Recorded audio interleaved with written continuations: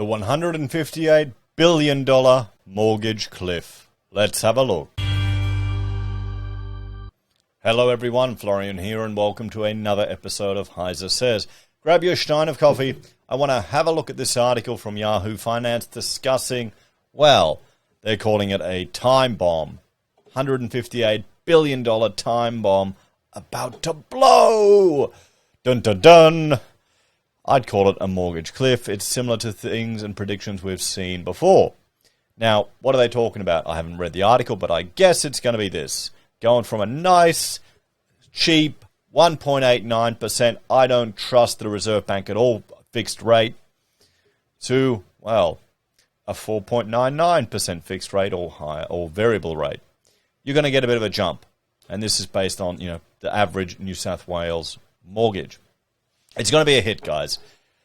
But the thing is, now be honest, how many of you have locked in the low mortgage and think that's kind of not insanely cheap money? How do you think it's fair and reasonable? And I mean, that's probably not the right term.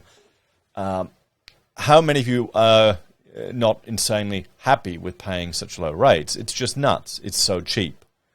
So people should, I'm hoping, should be planning for a 50% increase in their mortgage repayments. And, well, I'm one of them. But I've got a couple of years till I will hit that. And hopefully by then they'll stuff up again and crash the rates right back down. We'll have to see. But there are going to be people that are hit with this mortgage cliff. So let's have a look and see what Eliza's discussing here, if that's actually what it is about. So, thousands of borrowers on fixed interest home loans due to expire could be plunged into mortgage stress by Christmas. Now, what's the definition of mortgage stress? I'm assuming, hang on, let me bring up the definition here. I'm assuming they are referring to housing stress. Similar concept. It's typically described as low income households spend more than 30% of their gross income on housing costs. Okay, and that's your mortgage, that's your mortgage. If it's other costs, maintenance, all of that, you've got to take that into account. There are things that you can avoid if you're renting. So there are some advantages to renting. There's kind of a social stigma in Australia to being a renter, which is kind of stupid, really, considering everyone wants to be a landlord, but it's just the way it is. So let's have a look. According to Finder's analysis of ABS statistics, 158 billion of fixed-rate mortgages are set to expire by the end of 2023.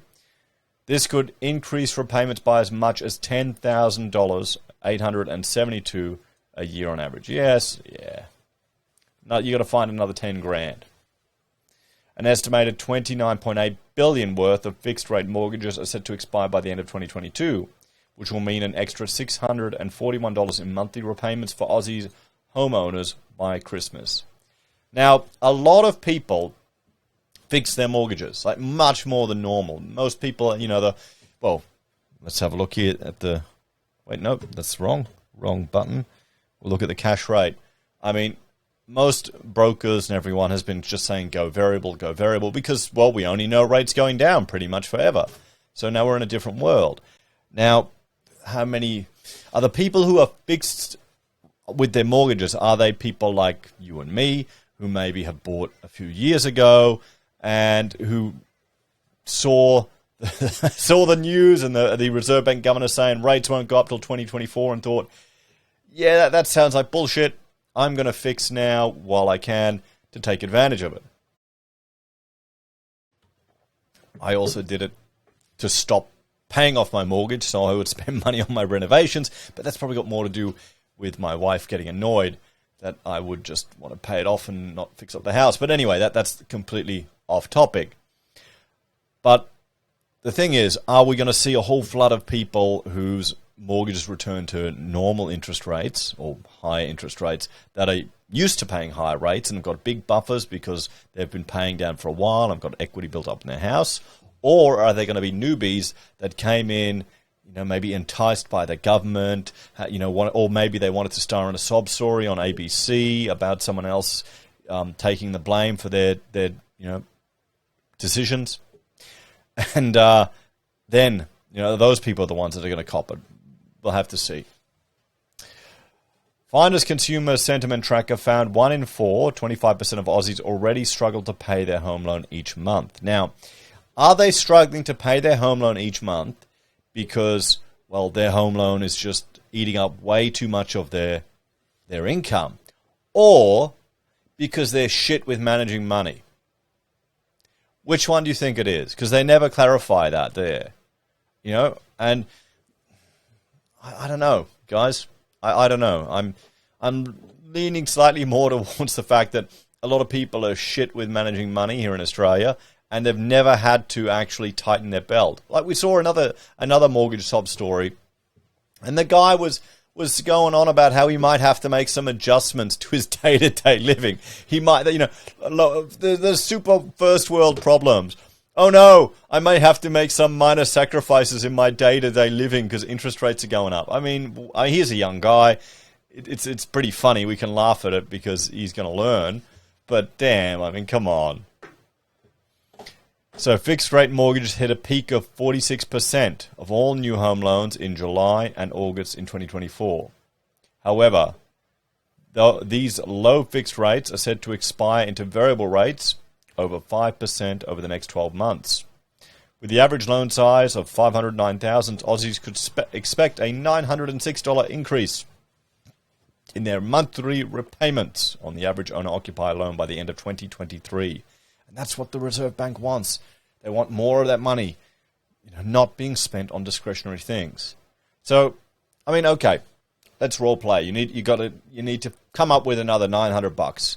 You've got 12 months to figure it out every month. What are you going to do? Are you just going to, well, hopefully you're not going to sit there and ignore it for 12 months. Hopefully you're going to take steps to find that money. You know, start another side gig. Earn some more income. Try and do more work. Cut costs. One of the easiest ways to earn more money is to stop spending it.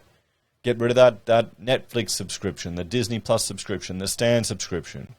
You know, get rid of all of these other little things that you don't need.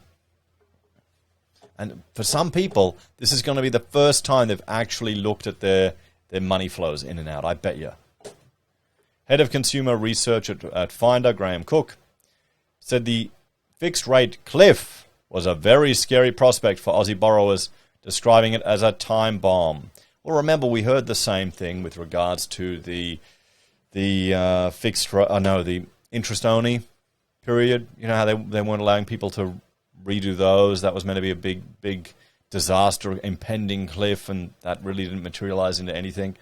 I was arguing that we're going to see a cliff of insolvencies, and well, we're starting to see those, but it's taking time to work through in the construction sector. So, you know, and that's just a return to normal. So maybe we'll see a return to bad loans like normal, bad debtors, mortgage possessions, the bank's forced sales. Maybe we'll see that return to normal. But even then, that's still not that many. Hundreds of thousands of Aussies will be hit hard, with many facing mortgage stress if they aren't adequately prepared. This is a very significant spike in repayments, and many will simply not be able to afford. Cook urged Aussies to only spend what they need to during the remainder of 2022 and to repay any additional savings on their mortgage.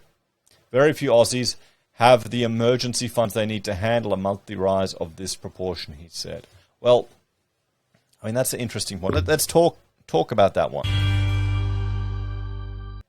Now, this is not what an emergency fund is for. I'm happy that these newspaper articles are starting to talk about simply exposing the public to emergency funds.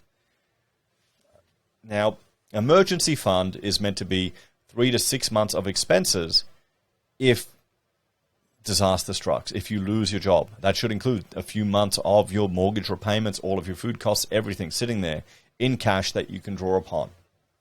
It's meant to be if you have a sudden, car damage and you need to repair it, you have the money there. It's like what happened to us. Our fridge broke.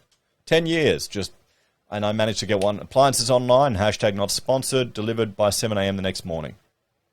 There you go. It's having that safety buffer. It's a stress relief valve. It's not for long-term changes in the repayments of your mortgage. If anything, your emergency fund should go up because your mortgage is going to go up. So you're going to need more money in your emergency fund. What you need to do, you need to, as I said, prepare for it. You've got time. You've got a couple of years.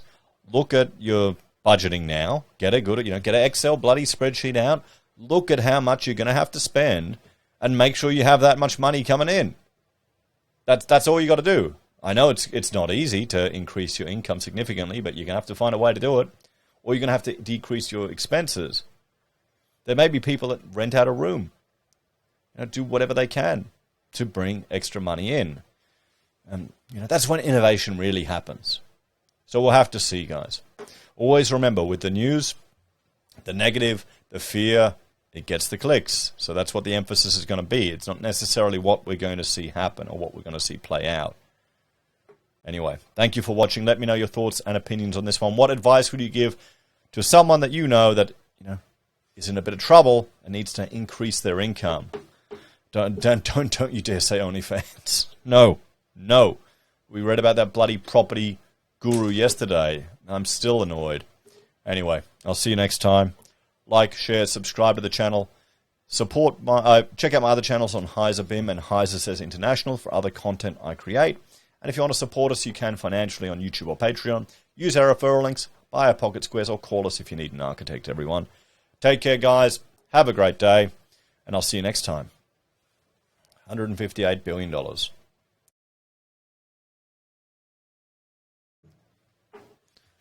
Just imagine how good it'll feel when you pay off the mortgage. You'll get that extra boost of income. Then they'll take it all off you.